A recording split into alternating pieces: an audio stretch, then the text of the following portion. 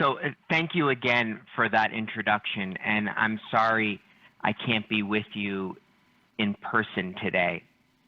You know, I don't know that much about agriculture, but I'll tell you this. I read a report that described how a small set of companies in your industry, quote, attained such a dominant position that they control at will the market in which they buy their supplies, in which they sell their products, and hold the fortunes of their competitors in their hands, end quote. Does that sound true to anyone? Well, that report wasn't written recently. It was issued over 100 years ago in 1918 by the commissioners of the Federal Trade Commission. But I'm sure it rings true to many of you today. Farming and ranching was once the epitome of a free and independent life, where individuals could chart their own course and do business as they liked. But today, few are feeling free and independent.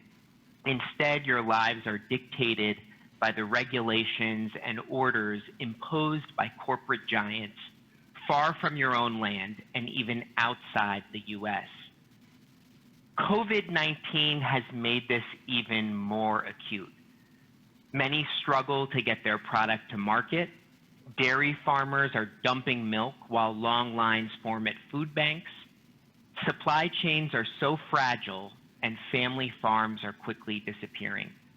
Today, I want to discuss 3 areas where I think federal policymakers are flunking. First, fixing the government's approach to protecting the Made in USA brand. Second, giving American farmers and ranchers the right to repair their own equipment.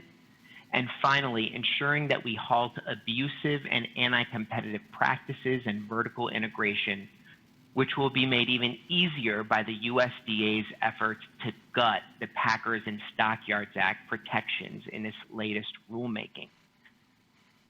The Made in USA label is part of our national brand, and Made in USA fraud harms shoppers and honest competitors that tell the truth. The FTC is the nation's top cop when it comes to protecting the Made in USA label. But unfortunately, the FTC's Made in USA policies are stacked in favor of corporate fraudsters. Now, since I've taken office, I'm just one of 5 commissioners. The FTC has voted on several Made in USA settlements. Now, in general, the proposed settlements include no refunds, no forfeiture of illegal gains, no notice to consumers, and no admission of liability. I voted against them and I lost every single time. So I decided to push for a new policy. In 1994, around the time of the signing of NAFTA, Congress gave the FTC the authority to punish Made in USA fraud with stiff penalties after it spelled out its policy in a rule. But 25 years later, no rule and no penalties.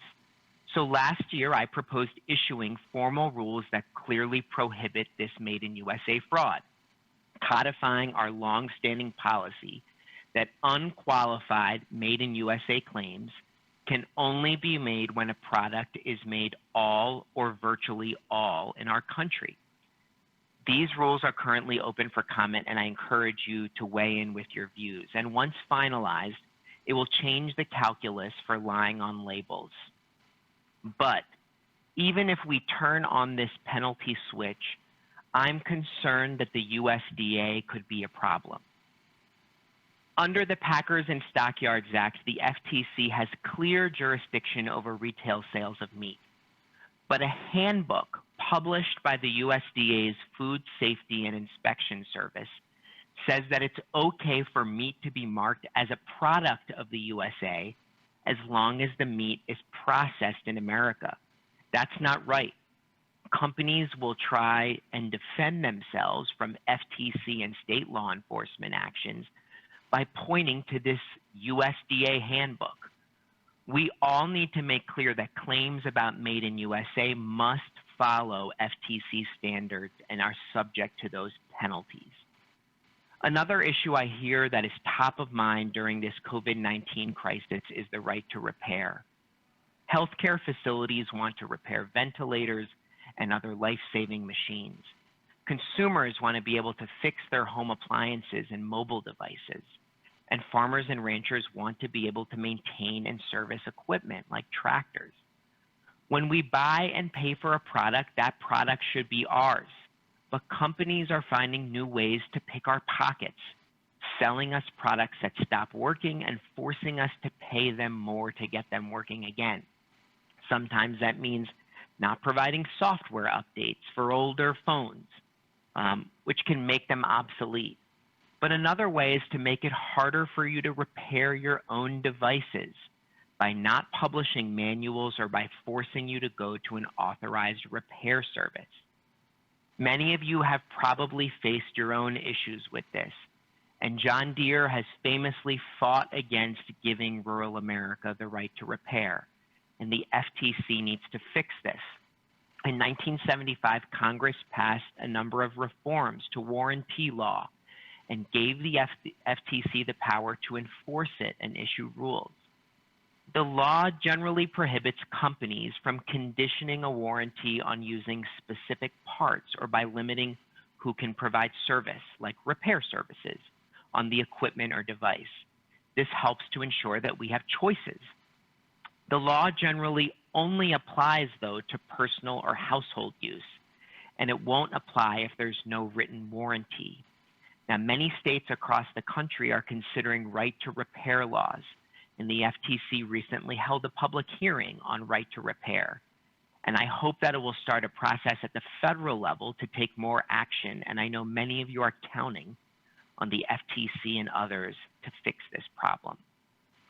Finally, and most importantly, something dear to my heart, excessive consolidation, vertical integration, and abusive anti-competitive tactics in the agriculture industry is a dangerous threat to the livelihood of rural America and our entire national security.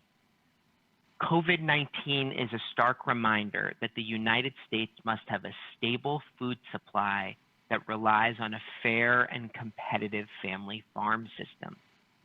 When multinational agribusiness giants exploit their market power to abuse our nation's farmers, ranchers, and producers, our nation is less secure. We should not be dependent on far-flung multinational corporations for our food supply. Remember that report I mentioned earlier from the commissioners of the FTC over a century ago to address anti-competitive abuses? Within just a few years of then, the Justice Department entered major consent decrees with the big packers. Congress passed the Capper-Volstead Act to allow farmers to band together to bargain against the big guys. And of course, they passed the Packers and Stockyards Act, which was modeled after the FTC Act, to prohibit unfair, unjustly discriminatory, and deceptive practices. This formed the core of government policies to halt abuses, but things have changed dramatically. When emergencies were declared in March, the impacts on our agricultural sector were felt almost immediately, as you all know. On March 16th, I made a formal submission to Secretary Perdue and the USDA on the proposed rules, and I testified against that proposal in a congressional hearing this month. I argued that the USDA's proposed rules run counter to the Packers and Stockyards Act's objectives in both spirit and letter. Rather than spelling out specific practices deemed illegal, the proposal outlines 4 vague criteria that could be used to defend preferential treatment and abuse. According to the proposal, preference would be justified to save on costs between producers, to meet competitors' prices, to meet competitors' terms, or as a, quote, reasonable business decision that would be customary in the industry. Really? Do we want to ratify and give a legal shield to customary business practices which are actually illegal, unfair, and abusive? The proposed rules are vague and have more holes than a fishing net. When you're trying to halt anti-competitive harm, vague standards don't work. They favor incumbents looking to exploit their dominance and market power, and those players can use their substantial legal budgets and lobbying firepower to turn loose terms into legal loopholes that wind up swallowing the whole law. The resulting uncertainty, endless legal costs, and heightened risk deter strong government enforcement and discourage private actions. Competition rules that lay out bright line bans on certain market structures or practices work better than these highly subjective guidelines. When rules are clear-cut, violations are easier to detect, to prove, and to take on. The USDA needs to toss this proposal and instead write rules that faithfully implement the goals of the Packers and Stockyards Act. Rules don't need to create any requirements or red tape. But like the Made in USA rule, they should spell out the practices that are unlawful with specificity so that government enforcers can halt misconduct before it becomes a customary business practice. It should detail the contract terms that are unfair or discriminatory and unenforceable. And when government gets captured by special interests or is simply asleep at the switch, the rules need to allow farmers and ranchers and producers to enforce their own rights in courts themselves. Now, I know many of you have seen too many anti-competitive mergers and conduct that is killing the livelihoods of so many, and we have to reverse course. And before I end, I admit, again, I'm no expert on agriculture, and I'm sure you've heard from many from the federal government who talk a big game and then sell out to those companies later. And I know many of you have risked retaliation for speaking up yourselves. In some ways, what's happening in our economy, especially during this crisis, isn't limited to agriculture. In the healthcare field, independent pharmacists, family pharmacists are getting squeezed out by vertical integration and mega mergers. In retail, including food retail, operators of franchise businesses face draconian terms by their national franchisor overlords. In tech, app developers and startups are often at the whim of the big tech giants. This isn't independence or liberty. Millions of small businesses are now worried that they will shut down, and we cannot let independent local businesses and family farmers go extinct. But they will if we don't enforce basic rules of the road, including our antitrust laws and producer protections that keep the market fair for everyone. So I'll stop there. And thank you again, and I look forward to any questions you have. Any questions? Can you hear me? Yes, I can. Am I on, Tatum? You can hear me? Yep. I can hear you. Thanks for coming. My name is Shad Sullivan. I represent some of these people on this board of directors. And you just said everything we've been wanting to hear for a long time. So I'm going to take this opportunity to speak on behalf of RCAF USA and say that we're going to take Chris Stewart and meet you at the White House very soon. Amen. Well, I just want to let you know. Here's how. I'm not an official in the Trump administration. The FTC, it's an independent agency, a 5-member board. And one of the whole purposes of our independent agencies is not to get sucked in to, this political nonsense. We're supposed to actually be independent and safeguard the market from politically powerful actors. That's exactly what I talked about earlier about what the commissioners did 100 years ago. They saw that the big packers, they were actually having their kids marry each other. They were, in cahoots with all the politicians and with all the, top officials. And that's why I think we may need to make sure that this should not be about Republican, Democrat. I'm in the minority on our 5-member board. I'm on the opposite party, but this shouldn't be partisan.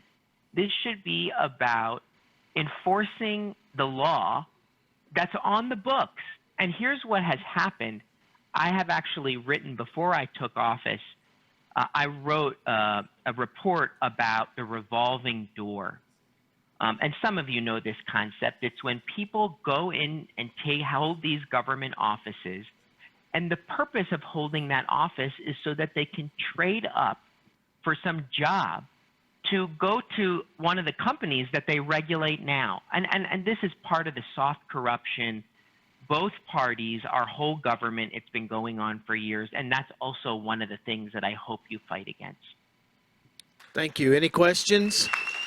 We need a lot of questions. Commissioner Chopra, my name's Tatum Lee, and I also help to represent this organization. And you have breathed a whole bunch of hope into a room full of about 300 people. So thank you so much. This was absolutely incredible. I didn't know much about you. You could be an RCAF member with all of those talking points. Hold on 1 second. We have another question. Yes, please. I'm interested in following up the nature of your 5-member board. How often does that turn over? How are they chosen? How could we influence, who gets onto that board? Yeah, that's a great question. So you might have heard of also, in addition to the Federal Trade Commission, there's the Securities and Exchange Commission, the Federal Communications Commission. They're typically set up as 5-member boards. We generally have 7-year terms, and generally speaking, the law forbids there being more than 3 of one party. So in my case, I'm one of the 2 Democrats, though I was nominated through the political process, confirmed by the Senate.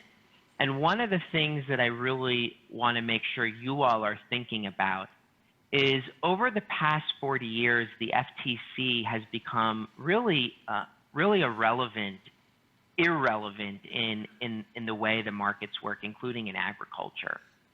And I just want to put a pitch out there. We also need to make sure the FTC is on the hook for doing the right policies and enforcement on Made in USA. We actually have a big footprint in agriculture where we basically have done nothing for 40 years. We also are involved and regulate some claims around organic issues. I already mentioned right to repair. There's a long list of things that I really hope all of you are thinking about, because we also need there to be an agency that is really thinking about blocking some of these bad mergers, which we have that power to do often, blocking some of these tactics. And I think my candid opinion and advice for all of you is there's often a big focus on the USDA, but we also need to make sure every agency, the Commodities Futures Trading Commission, the FTC, and there's more, are really doing our part in clamping down on some of this abuse. So, we're happy to talk more with you. I know so many more who are advocating for family farmers and ranchers are starting to wake up and remember the FTC has a huge history of combating some of this. And I hope you all think about what you can do to weigh in on our rulemakings. I have lost a lot of votes. Big pharmaceutical mergers. I only started winning votes on Made in USA recently because so many people like you have spoken up and say this is wrong. You should not allow some of these Chinese counterfeiters, some of this fake unsafe products that are mislabeled and parade our flag and our brand. So there's so much more we've got to do. Mergers, all of these policies. So I welcome your loud voices in that debate. Commissioner Chopra, is there anything you can do to help influence country of origin labeling? Yeah, well, like I mentioned, I really think that we've got to think holistically about where's all the tools and the laws on country of origin labeling. So some of you may know Customs and Border Patrol, they enforce certain things when it comes to imported goods that require labeling. I take very seriously the FTC's jurisdiction on retail sales of meat. So for me, that's our jurisdiction, and that Food Safety and Inspection Service handbook, that's really not their place. Maybe that's when it comes to distributors and other things, but when it sits in the grocery store, it better be labeled properly. And so, the FTC does have some rulemaking authority on this. In a congressional hearing I testified on earlier this month, it came up. There's lots of interest from both sides of the aisle on it. But for me, we have a big problem, not just in food, but in country of origin labeling across our economy. Go to Amazon.com, Walmart.com. You can't even search for goods that are just made in the U.S.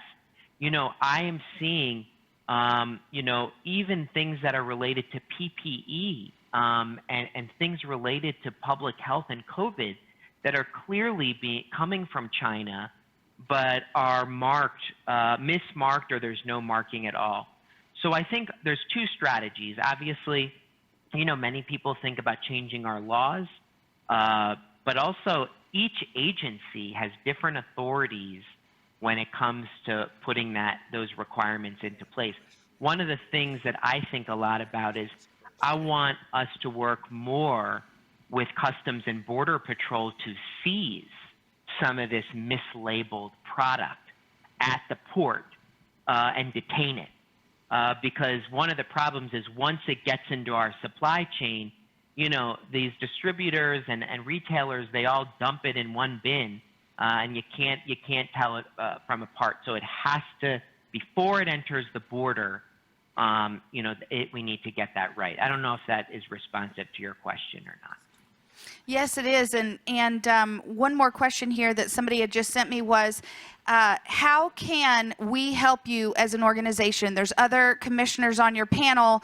We are fully behind you. As a matter of fact, we're just thrilled. You should see this room. People are like, oh my gosh, somebody has heard us. Somebody believes like we believe. How do we help you? Do we make appointments with the other commissioners? Do we write letters? Does it need to be a public outcry? How do we operate in terms of influence? Yeah, so one of the things that I talked about is rulemaking. We all think rulemaking is like these requirements that we have to follow and red tape. Actually, a lot of rulemaking is spelling out the interpretation of a law to say what's illegal. And so right now, my proposal to penalize Made in USA wrongdoing is out for public comment. And so I sent to Mr. Bullard, our office sent, we need people to weigh in to share their own views on Made in USA and country of origin. And my team is happy to meet with groups about more what we can do and what your priorities are. We can teach you about the law and what our powers are. We can also help you. I've had a chance to speak at a few of these conferences, OCM and others. I held a great ranchers town hall in Grand Island, Nebraska, which for those of you not from Nebraska, Grand Island is not an island, but it is. We hear from people and want to use that to change our policies and go after some of the abuse. One thing we want to also talk more with people about is mergers. So often when companies try and merge, the FTC, the Department of Justice, USDA, we can block those mergers, although we are forbidden from going after some of those meatpacking mergers. That's for the DOJ. But we need to hear from people about how that merger might affect them. Many of you may be following, the JBS transaction of MSR in Colorado that involves land processing. There's obviously a number of other transactions. what we hear too often is from the lawyers and lobbyists who work in this town that I'm in, and they try and sing from their song sheet, but we've got to hear the other side. So there's a long list. I know RCAF has the information of contacting my office. I welcome you. I'm sure we got to educate more people in the building about it, but I really encourage everyone as a first step to weigh in on our Made in USA penalty rule. Okay, we got another question in the audience. I have one over here. George? No? I just wanted to, as a point of information, state that Kurt Euler will be, who's the CEO of the Made in America movement. He will be our keynote. And so I'm assuming hopefully you all are working with them as well. So we're thrilled to have that movement with us here this evening. Yeah, we need to start, we need to change the conversation nationally on trade and Made in USA. I really feel that both parties have really failed on this. Right. And I now see in so many places, just to move off a little from agriculture in case it's of interest, so much of our active pharmaceutical ingredient that, you need it to make most of the generic drugs, that's produced in China and India. And so much of our supply chain has just completely shifted away.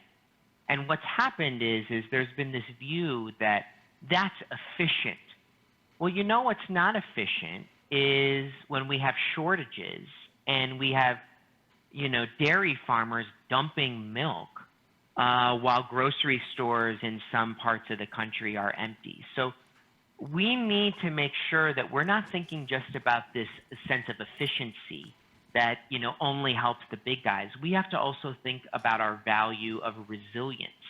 To be resilient means being able to get back when you're knocked down, whether it's a natural disaster, whether it's a national security conflict. That's why you need lots of producers, lots of sellers, lots of distributors. That's what makes sure that we won't have shortages and we'll be able, we don't want our supply chain weaponized against us. That becomes a real national security threat. So, we all know this. We all know that a lot of beef is really controlled by executives in Brazil.